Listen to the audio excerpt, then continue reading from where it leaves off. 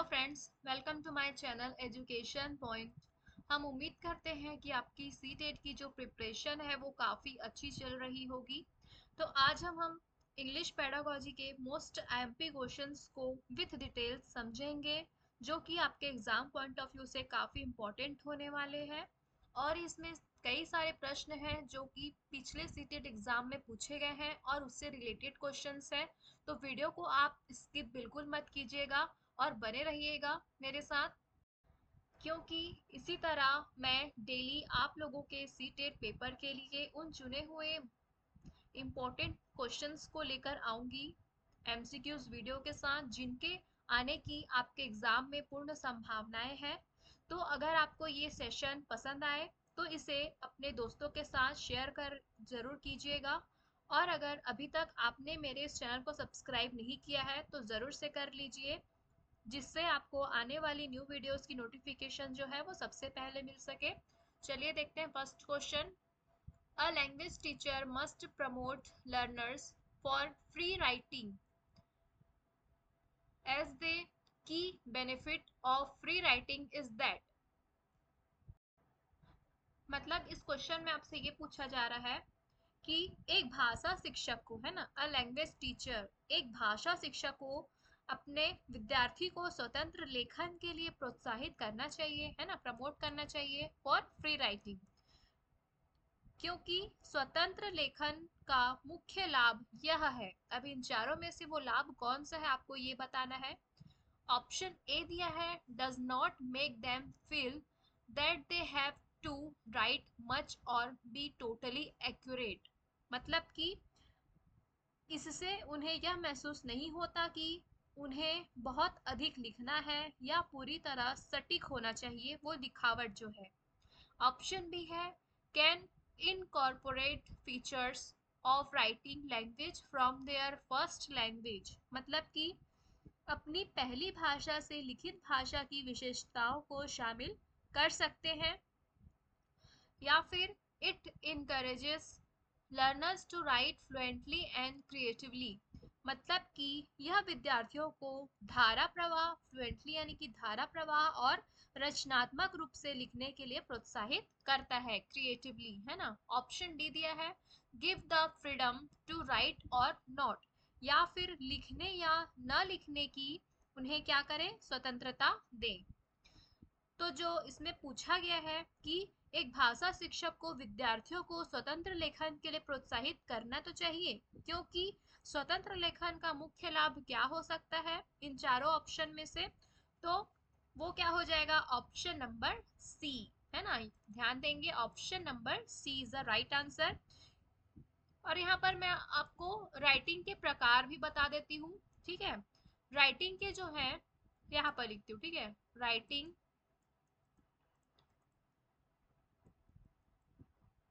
तीन तरह की होगी, ठीक है, तीन तरह की होगी। तो एक तो इसमें पूछ दिया है ना, फ्री राइटिंग। Free writing. दूसरा हो जाएगा आपका गाइडेड राइटिंग। गाइडेड राइटिंग हो जाएगा, ठीक है। फर्स्ट, सेकंड और थर्ड। तीसरा क्या हो जाएगा, तो कंट्रोल्ड राइटिंग, ठीक है, कंट्रोल्ड राइटिंग, ठीक है। ये हो गया आपका तीन प्रकार का राइटिंग। याद रखेंगे इसे, इससे भी क्वेश्चंस पूछता है। लेकिन इस क्वेश्चन का जो सही आंसर है वो हो जाएगा आपका ऑप्शन नंबर सी, ठीक है, क्योंकि यहाँ पर फ्री राइटिंग की बात की गई है। अब मैं तीनों राइटिंग के बारे में आपको बता देती हूँ। तो फ्री राइटिंग जो है, इसमें क्या होता है, रूल्स को ध्यान नहीं दिया जाता है फ्री राइटिंग में, है ना। बच्चा जैसे चाहे लिख सकता है, ठीक है, उस टॉपिक पर जिसके द्वारा बच्चे का क्या हो सके, सृजनात्मक विकास हो सके, है ना। तो ये क्या हो जाएगा, धारा प्रवाह यानी कि फ्लुएंटली रूप से, और क्रिएटिवली मतलब कि रचनात्मक या सृजनात्मक तौर पर। तो ये हो जाएगा आपका फ्री राइटिंग। उसके बाद होता है आपका गाइडेड राइटिंग। तो गाइडेड राइटिंग में क्या होता है, इसमें थोड़ी हेल्प कर देते हैं बच्चों की, ठीक है, टीचर्स।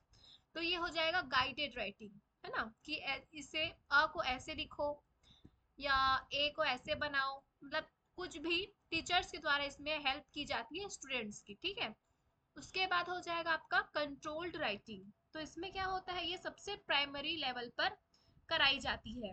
ध्यान देंगे, कंट्रोल्ड राइटिंग है ना, जैसे कि she is dash nice girl, ठीक है। तो यहाँ पर क्या आएगा, she is dash nice girl. तो ये इसमें जाहिर सी बात है यहाँ पर जो आएगा ये वही लिखाएगा, जैसे कि यहाँ पर she is a nice girl ऐसे ही लिखाएगा, ना कि एन, ना कि द, है ना, यहाँ पर ए ही लिखाएगा। तो ये आपका क्या हो जाएगा, कंट्रोल्ड राइटिंग के अंतर्गत आ जाएगा, मतलब यहाँ पर यही चीज आना चाहिए, है ना। तो इसमें जो क्वेश्चन में पूछा है वो फ्री राइटिंग के बारे में पूछा है, तो option C is the right answer. Next question देखते हैं। A teacher gives a task to familiarize the learners with the vocabulary used in restaurants. What among the following should be objective of the lesson? तो यहाँ पर पूछा जा रहा है कि एक शिक्षक जो है विद्यार्थियों को रेस्टोरेंट्स में इस्तेमाल की जाने वाली शब्दावली से, है ना, वोकेबुलरी यानी कि शब्दावली से परिचित कराने का कार्य देता है, करने का कार्य देता है। तो इन चारों में से, है ना, यानी कि निम्नलिखित में से क्या पाठ का उद्देश्य होना चाहिए इन चारों में से। तो ऑप्शन ए है to acquaint the learner with the lexical items, मतलब कि यहाँ पर ये पूछा है कि विद्यार्थियों को शाब्दिक वस्तुओं से परिचित कराना होगा। ऑप्शन बी है to familiarise with the grammatical items, या व्याकरणिक वस्तुओं से परिचित कराना उन्हें। ऑप्शन सी है to introduce the text about a holiday destination, या फिर छुट्टियों के बारे में पाठ का परिचय देना, छुट्टियों से रिलेटेड, है ना, उनके डेस्टिनेशन से रिलेटेड। ऑप्शन डी है टू डेवलप क्रिटिकल थिंकिंग, या उनमें क्या करना, आलोचनात्मक सोच को विकसित करना, क्रिटिकल थिंकिंग, है ना। तो यहाँ पर जो पूछा जा रहा है कि शिक्षक के द्वारा विद्यार्थियों को रेस्टोरेंट में जो इस्तेमाल की जाती है शब्दावली, है ना, उससे परिचित कराने का जो कार्य दिया गया है, तो वो निम्नलिखित में से पाठ का उद्देश्य कौन सा है इन चारों में से। तो वो हो जाएगा आपका ऑप्शन नंबर ए। उनका उद्देश्य क्या है, तो to acquaint the learners with the lexical items, ठीक है।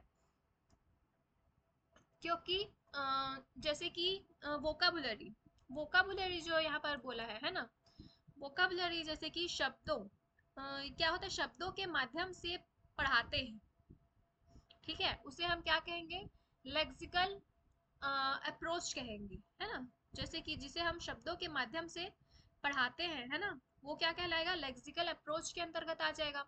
और यहाँ जब भी वोकेबुलरी की बात हो, ठीक है, तो उसमें लेक्सिकल आइटम्स, तो लेक्सिकल वर्ड आना जरूरी है। इससे आप भी सही आंसर लगा सकते हैं, तो option A is the right answer. Next question है, which of the following is not an important factor in planning a listening lesson, मतलब कि निम्नलिखित में से कौन सा जो है वो श्रवण पाठ की योजना बनाने में महत्वपूर्ण कार्य नहीं है। ऑप्शन ए दिया है पोजिंग द रिकॉर्डिंग, यानी कि रिकॉर्डिंग प्रस्तुत करना। Option B speed of delivery, मतलब कि प्रस्तुति की गति। ऑप्शन सी है जेंडर ऑफ स्पीकर्स, यानी कि जो स्पीकर्स है वक्ताओं का लिंग। ऑप्शन डी है नंबर ऑफ स्पीकर्स, या फिर वक्ताओं की संख्या। तो नॉट इम्पॉर्टेंट पूछा है ना, किसमें, तो श्रवण पाठ की योजना बनाने में कौन सा महत्वपूर्ण पार्ट नहीं होगा इन चारों ऑप्शन में से, तो वो हो जाएगा ऑप्शन नंबर सी। जाहिर सी बात है, जेंडर ऑफ स्पीकर्स, यानी कि वक्ताओं का जो जेंडर है, यानी कि वो लड़का है या लड़की है, उससे कोई रिलेशन नहीं होता, ठीक है, किसका, तो प्लानिंग अ लिसनिंग लेसन का। तो option C is the right answer. Next question है, assessment done throughout the teaching learning process to clarify student learning and understanding is called। तो इस क्वेश्चन में ये पूछा गया है कि शिक्षण अधिगम प्रक्रिया के दौरान विद्यार्थियों के अधिगम और समझ, है ना, अधिगम और समझ को स्पष्ट करने के लिए किया जाने वाला मूल्यांकन जो है वो क्या कहलाता है, ये पूछा है। मतलब कि अधिगम और समझ को स्पष्ट करने के लिए, है ना। लेकिन यहाँ पर एक चीज ध्यान रखिएगा कि अधिगम प्रक्रिया के दौरान बोला है ना, इसी से आपको आंसर मिल जाएगा। थ्रू आउट बोला है यानी कि के दौरान, थ्रू आउट यानी कि हो जाएगा आपका अधिगम प्रक्रिया के दौरान पूछा है। ऑप्शन ए है असेसमेंट फॉर लर्निंग, यानी कि अधिगम के लिए मूल्यांकन। ऑप्शन बी है असेसमेंट ऑफ लर्निंग, यानी कि अधिगम का मूल्यांकन। ऑप्शन सी है असेसमेंट इन लर्निंग, यानी कि अधिगम में मूल्यांकन। या ऑप्शन डी है असेसमेंट एज लर्निंग, यानी कि अधिगम के रूप में मूल्यांकन। तो इसका सही आंसर क्या हो जाएगा, यहाँ पर असेसमेंट फॉर लर्निंग। तो फॉर लर्निंग मतलब क्या बात हो रहा है यहाँ पर, फॉर्मेटिव, फॉर से फॉर्मेटिव असेसमेंट की बात हो रही है यहाँ पर, ठीक है। और यहाँ पर ऑफ लर्निंग यानी कि हो जाएगा आपका समेटिव असेसमेंट, ठीक है। तो यहाँ पर क्या पूछा है, थ्रू आउट यानी कि के दौरान।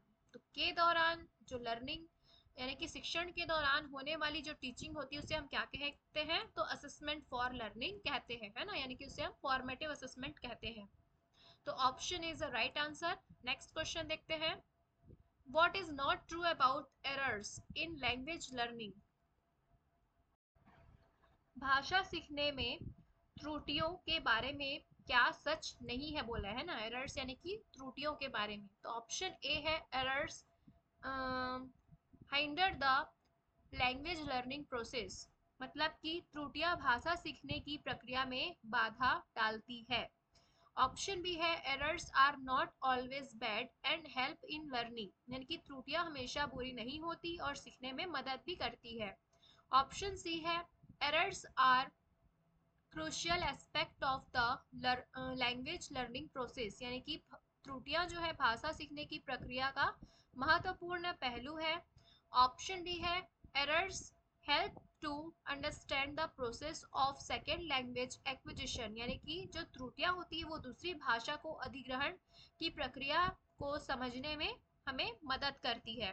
तो यहाँ पर आपसे पूछा है कि भाषा सीखने में त्रुटियों के बारे में जो है वो क्या सच नहीं है। तो क्या सच नहीं है इन चारों ऑप्शन में से, तो वो हो जाएगा आपका option number A, errors hinder the language learning process. Hinder मतलब क्या हो जाएगा, इसका मतलब होता है बाधा, ठीक है, इसका मतलब होता है बाधा।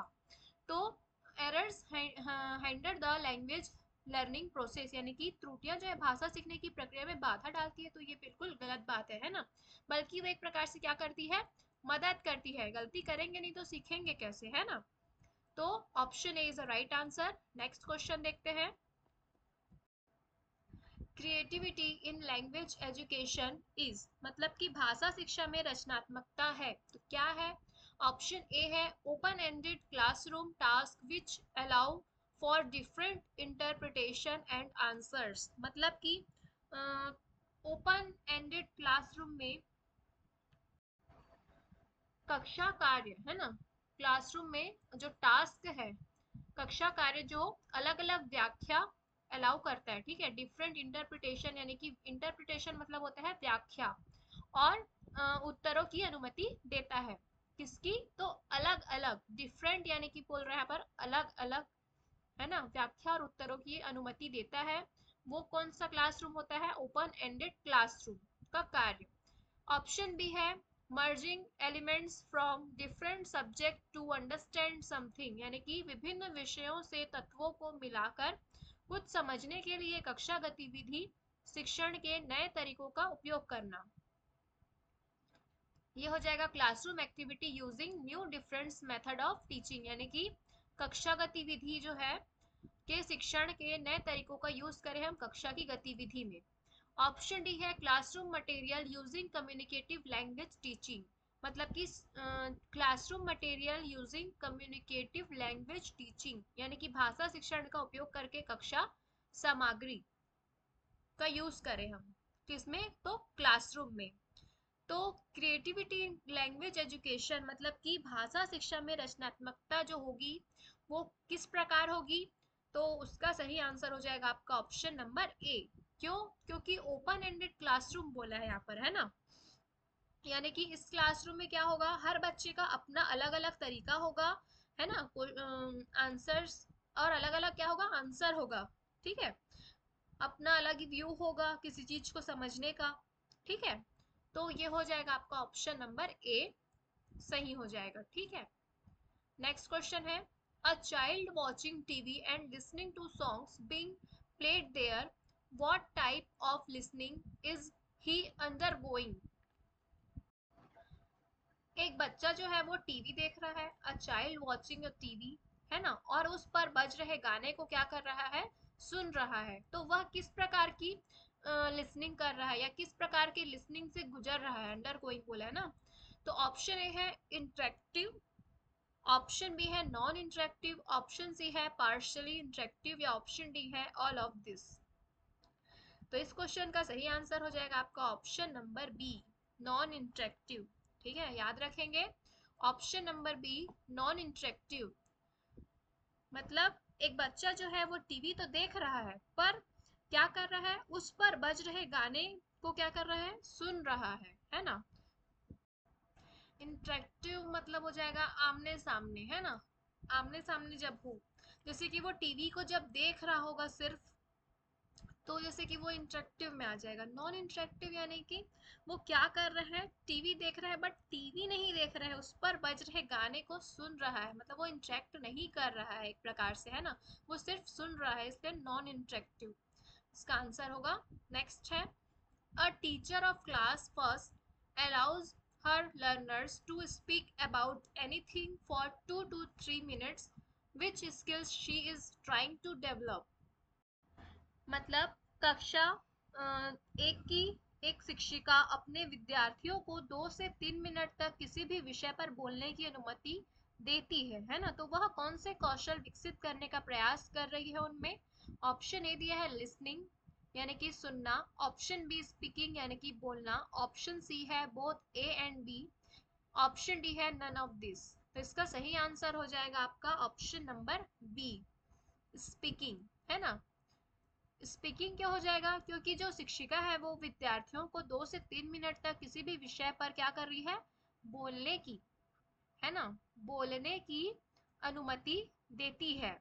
तो वह कौन से कौशल विकसित करने का प्रयास कर रही है, तो वो बोलने के कौशल का ही विकास कर रही है एक प्रकार से। तो option B is the right answer हो। नेक्स्ट क्वेश्चन है, stress rhythmic patterns and intonation patterns of the language and appropriate vocabulary are the micro skills involved in which of the following।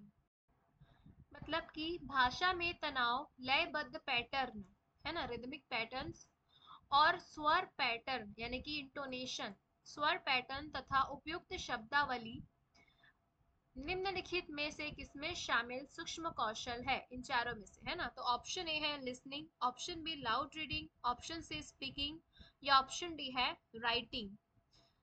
तो ये सभी जो पैटर्न है, जैसे कि भाषा के तनाव, लयबद्ध पैटर्न और स्वर पैटर्न, स्वर पैटर्न से ही आप इसका आंसर लगा सकते हैं, है ना। रिदमिक पैटर्न्स जो है, स्ट्रेस जो है, ये सभी, और एप्रोप्रिएट वोकाबुलरी जो होती है, ये सभी किसमें होगा, किसके अंतर्गत आएगा, सूक्ष्म कौशल। तो ये सूक्ष्म कौशल जो हो जाएंगे, वो हो जाएंगे बोलने के, है ना, अपनी आवाज को ऊपर नीचे करके बात करना, है ना, कभी जोर से बात करते हो कभी धीरे बात करते हो, उसका क्या होता है, रिदमिक पैटर्न्स होता है, कई प्रकार से बात करते हैं आप, इंटोनेशन, स्वर के ऊपर, ध्वनि के ऊपर नीचे पैटर्न्स होता है, ये होता है बोलने का सूक्ष्म कौशल। ठीक है, याद रखेंगे, ऑप्शन सी इसका सही आंसर है। नेक्स्ट है, what is important in increasing reading competency. मतलब कि पढ़ने की योग्यता बढ़ाने में क्या महत्वपूर्ण है बोला है, इन चारों ऑप्शन में से। ऑप्शन ए दिया है प्रैक्टिस स्ट्रक्चर्स ऑफ लैंग्वेज, मतलब कि भाषा की जो संरचना है उनका अभ्यास करना, ऑप्शन बी है मोर अटेंशन ऑन प्रोनाउंसिएशन यानी कि उच्चारण पर अधिक ध्यान देना, ऑप्शन सी है लर्निंग मटेरियल यानी कि सीखने की सामग्री, ऑप्शन डी है practice question given in the text, मतलब कि पाठ में दिए गए अभ्यास प्रश्न, ठीक है, उनका प्रैक्टिस करना। तो व्हाट इज इम्पोर्टेंट, मतलब कि क्या महत्वपूर्ण है पढ़ने की योग्यता को बढ़ाने में, इंक्रीजिंग रीडिंग कॉम्पिटेंसी। तो क्या महत्वपूर्ण हो जाएगा, तो वो है आपका option number A, practice structures of language. ठीक है, भाषा की जो संरचनाएं होती है ना, स्ट्रक्चर्स होते हैं, उनका क्या करना, प्रैक्टिस करना। ठीक है, ये क्या करेगा, तो आपके पढ़ने की योग्यता को बढ़ाने में क्या होगा, अधिक महत्वपूर्ण कार्य करेगा। ठीक है, option A is the right answer. Next question है, उससे पहले फ्रेंड्स, अगर आपको इस वीडियो में लिए गए क्वेश्चंस आपके एग्जाम पॉइंट ऑफ व्यू से हेल्पफुल लग रहे हो तो वीडियो को पॉज करके एक लाइक ज़रूर कीजिए और इस वीडियो को अपने दोस्तों के साथ शेयर भी कीजिएगा। और अगर अभी तक आपने मेरे इस चैनल को सब्सक्राइब नहीं किया है तो ज़रूर से कर लीजिए, क्योंकि इसी तरह मैं डेली आप लोगों के लिए MCQ सीरीज़ लेकर आऊँगी, जिसमें कि बहुत ही महत्वपूर्ण प्रश्न होंगे जो कि आपके एग्जाम पॉइंट ऑफ व्यू से भी काफ़ी इंपॉर्टेंट होने वाले हैं आपके लिए। और आपका एग्जाम जो है वो काफ़ी पास आ चुका है, तो सभी वीडियोस को देखिएगा क्योंकि इसमें बहुत अच्छे प्रश्न लिए गए हैं। चलिए देखते हैं next question, critical thinking will be a by product of. Critical thinking के बारे में पूछा जा रहा है यहाँ पर। ठीक है, आलोचनात्मक सोच। ऑप्शन ए है creative writing, option B extensive reading, option C listening carefully to others, या ऑप्शन डी है ऑल ऑफ द अबव। मतलब यहाँ पर क्रिटिकल थिंकिंग जो है will be a by a product of, मतलब किसका प्रोडक्ट होगा, उत्पाद होगी किसकी, इन चारों में से, है ना। क्रिएटिव राइटिंग रचनात्मक लेखन का, एक्सटेंसिव रीडिंग यानी कि व्यापक पठन का, लिसनिंग केयरफुली टू अदर्स यानी कि दूसरों की बात को ध्यान से सुनना, या फिर इन सभी का। तो ये सही आंसर हो जाएगा आपका ये सभी का, है ना। क्रिटिकल थिंकिंग आलोचनात्मक सोच जो है ये सभी का उत्पाद होती है। ठीक है, उत्पाद होती है या फिर प्रोडक्ट ऑफ। नेक्स्ट है, how will the teacher best teach writing skills to a class. मतलब कि ये पूछा जा रहा है यहाँ पर कि शिक्षक कक्षा में लेखन कौशल को सर्वोत्तम तरीके से कैसे सिखा पाएगा। ठीक है, किसको, तो यहाँ पर लेखन कौशल राइटिंग स्किल्स की बात हो रही है।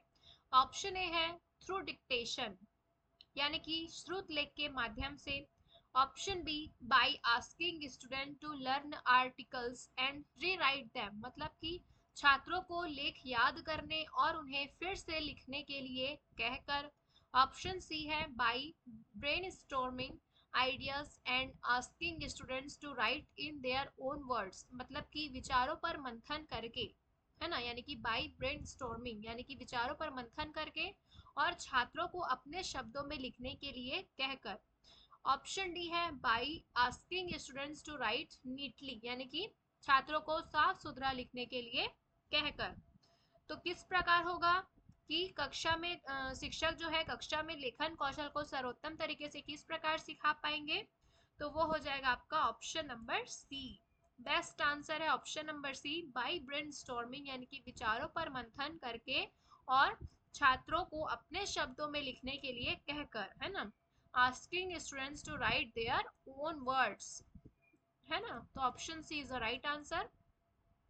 नेक्स्ट क्वेश्चन है, trading for comprehension can be best achieved through. मतलब ये पूछा गया है कि समझ के लिए पढ़ना, है ना, सबसे बेहतर तरीके से निम्नलिखित तरीकों से प्राप्त किया जा सकता है। यहाँ पर ये चार तरीके दिए हैं, तो सबसे बेहतर किस में प्राप्त होगा। ऑप्शन ए है teaching learners to run a finger और pencil under the line being read, मतलब कि शिक्षार्थियों को पढ़ी जा रही लाइन के नीचे उंगली या पेंसिल चलाना सिखाना, है ना। जैसे कि मैं यहाँ पर जो शिक्षार्थी वो पढ़ रहा है टीचिंग, तो ये नीचे में क्या कर रहा है, पेंसिल चलाते जा रहा है या फिर उंगली रखकर पढ़ रहा है, जैसे कि टीचिंग, फिर लर्नर्स, फिर टू, फिर रन अ फिंगर और pencil under the line being read, इस प्रकार। ऑप्शन बी है asking the children to read the text aloud, या फिर बच्चों से पाठ को जोर से पढ़ने के लिए कहना। ऑप्शन सी दिया है helping learners speak words softly, while reading मतलब कि शिक्षार्थियों को पढ़ते समय धीरे से शब्द बोलने में मदद करना। ऑप्शन डी है learners reading silently and asking comprehension questions, मतलब कि शिक्षार्थियों को चुपचाप पढ़ना चाहिए और समझ के प्रश्न पूछना चाहिए। तो यहाँ पर समझ के लिए पढ़ना है ना, समझ के लिए पढ़ना जो है उस में सबसे बेहतर तरीके से इन चारों में से कैसे प्राप्त होगा, जो समझ के लिए पढ़ना है वो, तो वो हो जाएगा आपका option number D, learners reading silently and asking comprehension questions. ये इसका बेस्ट आंसर होगा। ठीक है, ऑप्शन नंबर डी, यानी कि शिक्षार्थियों को चुपचाप पढ़ना, पहले मतलब शिक्षार्थी जो है रीडिंग करे साइलेंटली तौर पर, उसके बाद क्या करे, आस्किंग कॉम्प्रिहेंशन क्वेश्चंस, यानी कि समझ के उस क्वेश्चन को क्या करे, प्रश्न पूछे। नेक्स्ट है using a word bank, using a word bank and brainstorming helps to build, मतलब शब्द बैंक है ना, वर्ड बैंक यानी कि शब्द बैंक और विचार मंथन का उपयोग करने से क्या होगा, ऑप्शन ए आइडियाज यानी कि विचार, ऑप्शन बी राइटिंग स्किल्स यानी कि लेखन कौशल, ऑप्शन सी है रीडिंग कॉम्प्रिहेंशन यानी कि पढ़ने की समझ आएगी, या ऑप्शन डी है वोकैबुलरी यानी कि शब्दावली बनाने में मदद मिलती है। किसके लिए, तो वर्ड बैंक और ब्रेनस्टॉर्मिंग से का यूज करने से। तो इसका सही आंसर हो जाएगा ऑप्शन नंबर डी, याद रखेंगे ऑप्शन नंबर डी। वोकैबुलरी यानी कि क्या हो जाएगा आपका, तो शब्दावली।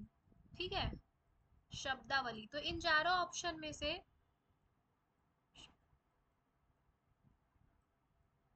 ये जो है वो बेस्ट ऑप्शन है। ठीक है, शब्दावली बनाने में क्या मिलती है, हमें इससे मदद मिलती है। किसके द्वारा, तो जब हम यूज करते हैं अपने वर्ड बैंक का और ब्रेन स्टॉर्मिंग यानी कि विचार मंथन। ठीक है, शब्द बैंक और विचार मंथन का उपयोग करने से हमें वोकैबुलरी यानी कि शब्दावली बनाने में क्या होती है, मदद मिलती है। तो ऑप्शन डी इसका सही आंसर हो जाएगा। नेक्स्ट क्वेश्चन है what is the skill among the ones given below that cannot be tested in a formal written examination, मतलब कि नीचे दिए गए कौशलों में से वह कौन सा कौशल है जिसका परीक्षण जो है औपचारिक लिखित परीक्षा में नहीं किया जा सकता।